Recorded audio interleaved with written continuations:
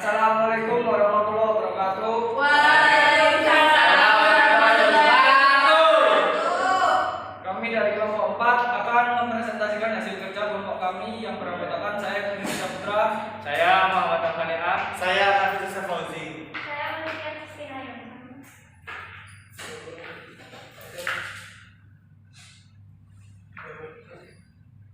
Pendahuluan produksi adalah bagian terpenting dari ekonomi Islam, bahkan dapat dikatakan sebagai salah satu dari rukun ekonomi Islam konsumsi, yang distribusi, infak, dan sedekah. Karena produksi adalah kegiatan manusia untuk menghasilkan barang dan jasa yang kemudian dimanfaatkan oleh konsumen. Pada saat kebutuhan manusia yang sedikit dan sederhana, kegiatan produksi dan konsumsi dapat dilakukan dalam manusia secara sendiri. Artinya seorang mampu memproduksi barang dan jasa dan mengkonsumsinya. Akan tetapi seiring dengan berjalannya waktu dan beragamnya kebutuhan konsumsi serta keterbatasan sumber daya yang ada atau kemampuannya, maka seseorang tidak dapat lagi menciptakan sendiri barang dan jasa yang dibutuhkannya, tetapi membutuhkan orang lain untuk menghasilkannya. Oleh karena itu, kegiatan produksi dan konsumsi dilakukan oleh pihak-pihak yang berbeda.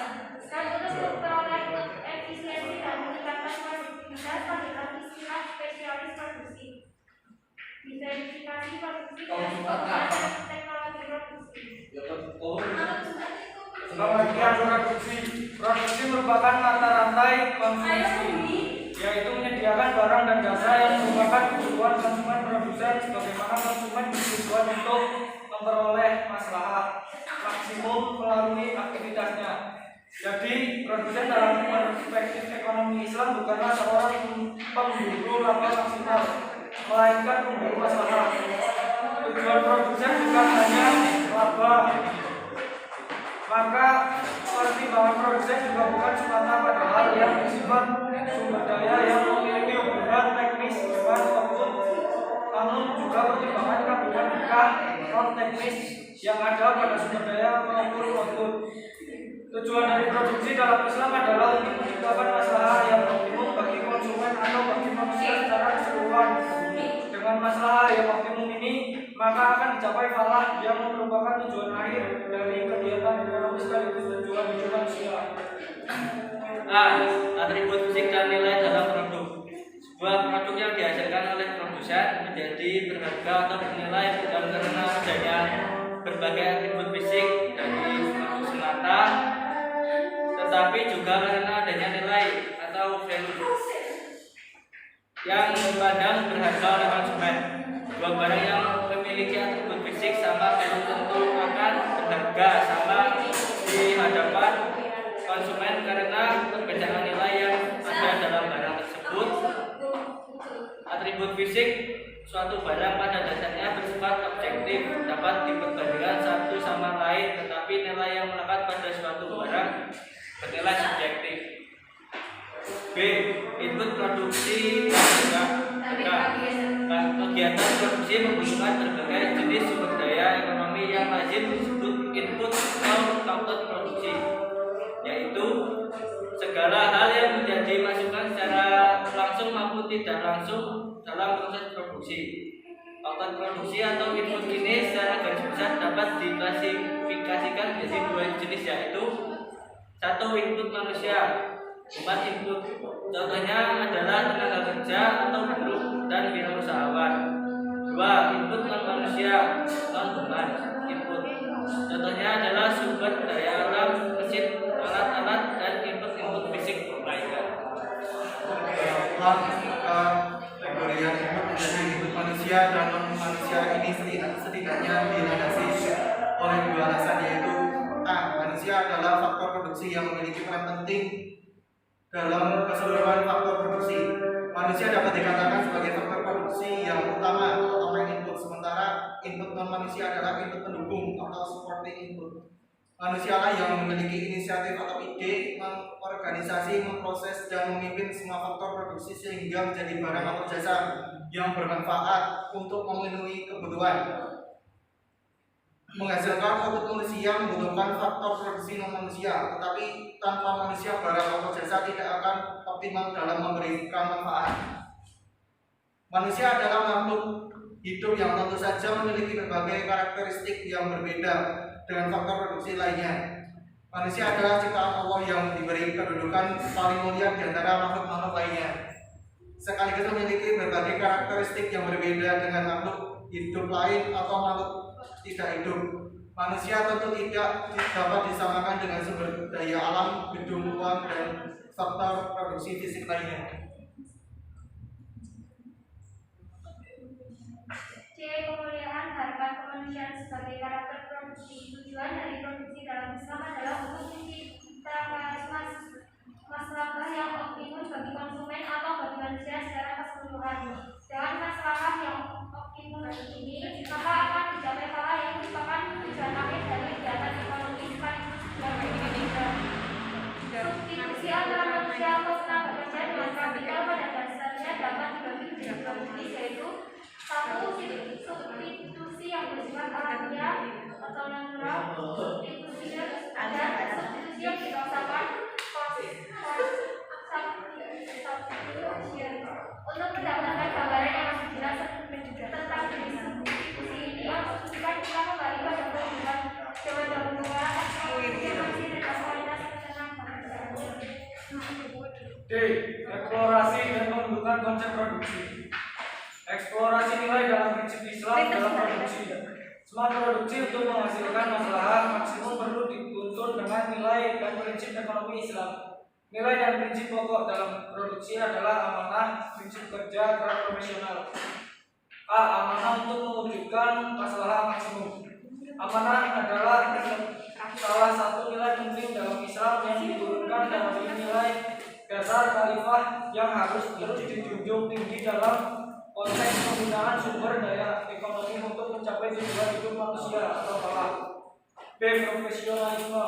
Profesionalisme dalam dan kompetensi di suatu bidang dibutuhkan agar segala sesuatu urusan harus dikerjakan dengan baik. Karenanya setiap urusan harus diserahkan kepada ahlinya. Hal ini memberikan implikasi bahwa setiap pelaku produksi Islam harus mempunyai keahlian standar untuk bisa melaksanakan kegiatan produksi. C. Pembelajaran sepanjang waktu untuk efisiensi. Meskipun setiap tenaga kerja sudah memenuhi standar minimum dalam melaksanakan produksi, namun ia harus selalu belajar terus untuk meningkatkan kemampuannya dalam hal-hal yang terkait dengan produksi. E. Produksi dengan teknologi konstan. Konsep produksi yang sesuai dengan nilai Islam adalah konsep yang menganggap bahwa teknologi produksi adalah sesuai given atau konstan, dalam arti bahwa teknologi yang digunakan adalah teknologi yang memanfaatkan sumber daya manusia sedemikian rupa sehingga manusia tersebut mampu meningkatkan harkat kemanusiaannya. Ada beberapa pilihan produk yang bisa dihasilkan oleh faktor produksi tersebut, yaitu 1. Kurva ISO input sifat dan karakteristik kurva ISO input. A. Input yang sama. B. Output yang lebih besar memerlukan input yang lebih besar. C. Kurva ISO input yang lebih tinggi menyediakan input yang lebih tinggi. E. Transformasi input.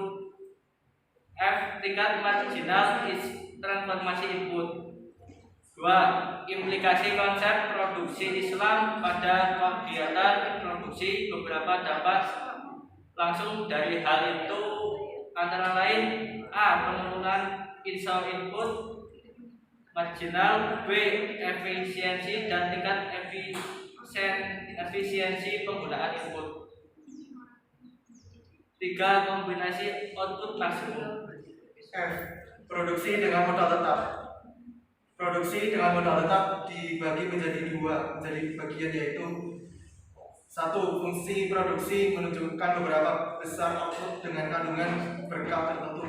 Bisa diproduksi dengan input yang disuplai ke dalam proses produksi dan dengan jumlah modal atau kapital yang tertentu.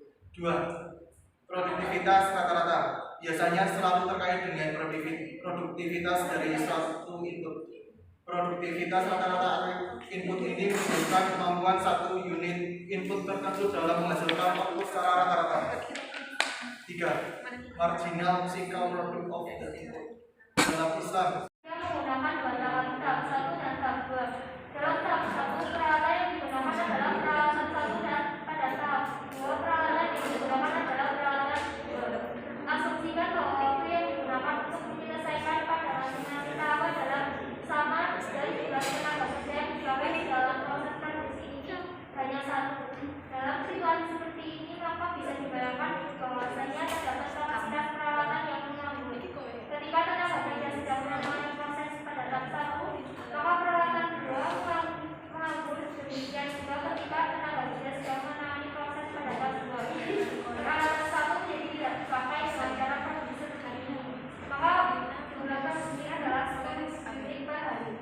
Sekarang dengan tambahan tenaga kerja 1 orang lagi, sementara hal yang lain tetap konstan, maka jumlah produksi bisa meningkat sebesar 18 unit dalam 1 hari. Kita lihat dari sini terjadi adanya peningkatan output dari 10 unit menjadi 18 unit. Peningkatan ini mudah ditelusuri asal muasalnya. Hal ini berasal dari terpakainya semua peralatan baik peralatan 1 maupun peralatan 2 sepanjang waktu secara bergantian di antara semua tenaga kerja yang ada. Ketika tenaga kerja pertama mengerjakan proses 1 dan menggunakan peralatan 1, pada waktu yang sama pekerja kedua menggunakan proses 2 dan menggunakan peralatan 2 atau sebaliknya. Hal ini terjadi terus-menerus secara bergantian yang menyebabkan semua peralatan terpakai sepanjang waktu. P. Penurunan marginal fisikal produk. Nilai produk marginal fisik dari suatu input akan mengalami penurunan sebagai akibat dari penambahan jumlah input tersebut ke dalam produksi. Waktu tunggu inilah yang menyebabkan jumlah output fisik marginal turun. Jika jumlah pekerja ditambah lebih banyak, maka akan menyebabkan semakin panjangnya waktu tunggu. Hal ini akan menyebabkan output per kepala menurun dan secara praktis bisa dikatakan bahwa tambahan tenaga kerja yang semakin dalam proses produksi menyumbangkan tambahan jumlah produksi yang semakin sedikit. C. Hubungan antara produktivitas rata-rata dan produktivitas marginal. Hubungannya adalah jika peningkatan jumlah tenaga kerja akan menurunkan nilai produktivitas rata-rata tenaga kerja. Tanda negatif yang ada pada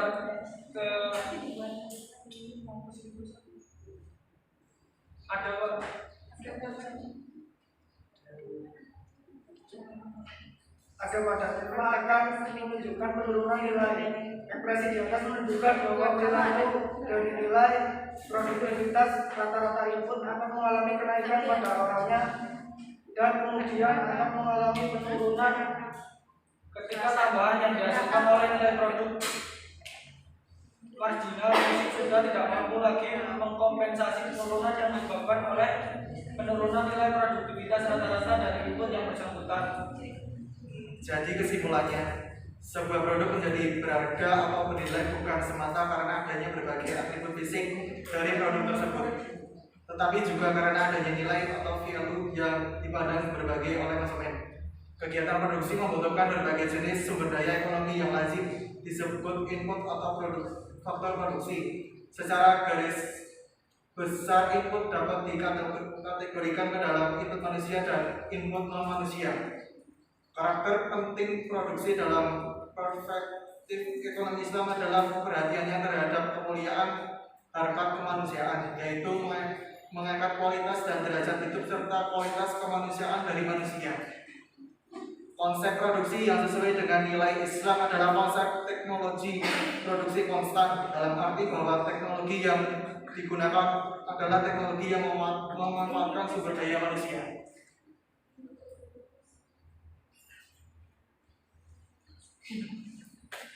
Sekian presentasi dari kami. Apakah ada yang ingin ditanyakan?